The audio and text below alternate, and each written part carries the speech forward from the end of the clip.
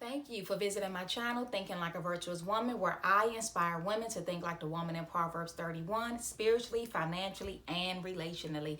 So today I'm going to be giving you guys a few tips on how to abstain from sex. So I've done a few videos talking about abstinence, but I realized that I've never given tips on how to abstain. So that's what I'm going to be sharing with you today. I hope and pray that they are helpful. So number one, you want to keep yourself out of tempting situations. So do not be alone, especially at nighttime. So you have to have barriers in place. Like, it really comes down to knowing yourself.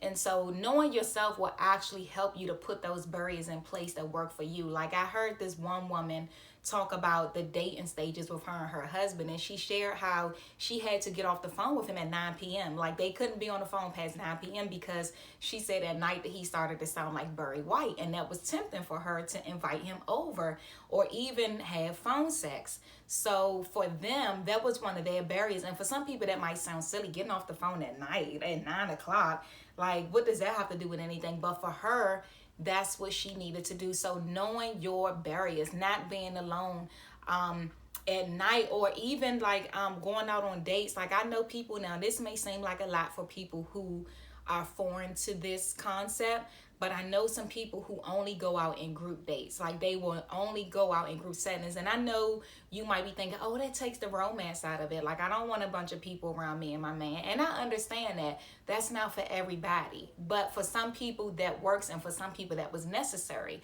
So again, just doing what works for you. Stay out of tempting situations. Stay out of their bed. If you really want to practice abstinence, do not tempt yourself and spending the night. It may even work one time. Maybe, okay, you may make it through the first night, but do not tempt your flesh in that way, because the flesh is weak. Remember in the Bible how it says the spirit is willing, but the flesh is weak. Like, meaning the spirit is willing. Like, I want to be able to practice abstinence. I really want to do this, but my flesh wants what it wants. Remember, the flesh wants to eat when it's hungry, drink when it's thirsty, and it wants sex when it's horny. So you also want to be mindful of the things that you watch on TV, the things that you listen to, and also the things that you read. Now, for some people, it may sound like a lot to have to cut out certain things, but I mean, really be honest with yourself.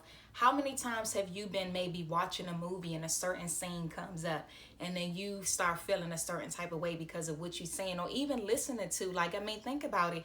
We listen to certain music to get into the mood, or we listen to certain music while we're in the act of having sex. And so one of the things that I put into place, so I listen to a lot of 90s R&B. I love 90s R&B, 80s R&B. I just love old school R&B, period. But certain songs, I literally have to skip over because they make me feel a certain type of way. They remind me of instances where I may have been doing some things and I was listening to that song, or maybe that was one of the songs that I would listen to get into the mood. So that's something that I have to do, is skip songs. And also reading certain books. Now, I used to love me some Zane, but I can't read Zane now because I'm trying to maintain abstinence, and I'm reading erotic books. Not even just Zane, there's a bunch of erotic authors out there, but she's one who was my favorite, and so that's why I mentioned her. But there's a lot of erotic books out there, and I have to stay away from it. So just being mindful of what you're watching, what you listening to, and what you read. And again, that's going to go back to knowing yourself, because maybe you are a certain person who can read something and not feel a thing. But then again, maybe you are a person like me who's more sensitive. Like, when I'm reading, I'm very visual when I'm reading. It feels like I'm watching a movie. So if I'm reading a certain scene, I'm actually seeing it in my mind. So just know yourself in that area as well. And then lastly, make sure you're only dating like-minded people. And the thing is, if you're dating a man who's not also practicing abstinence, he's going to eventually tempt you to have sex, or he may be getting it from somewhere else. Now, there may be some men who say, you know what, I never thought about it, but I'll do it for you.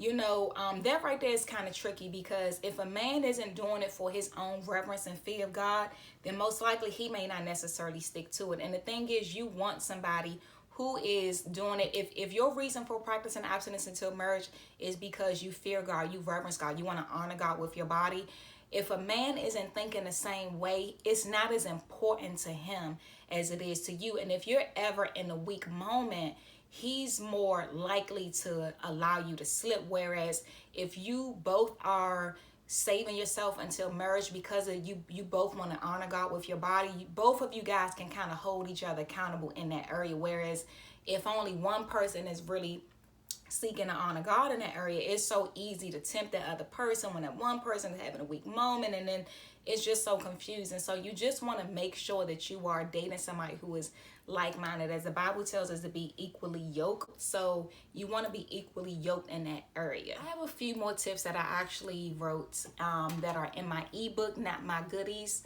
10 Benefits of Practicing Abstinence Until Marriage. I'll leave that link down below. It's only $1.99 on Amazon. So if you're interested, please check that out. Also, if you have any tips, something that has been working for you, definitely share those in the comments. And as always, feel free to reach out for any prayer requests, any questions. If you have any suggestions of a topic you'd like me to cover, please email me. I'll leave my email down in the description box. If you haven't already, make sure you subscribe to my channel. And thank you again for visiting my channel, Thinking Like a Virtuous Woman, where I inspire women to think like the woman in Proverbs 31, spiritually, financially, and relationally. Be blessed.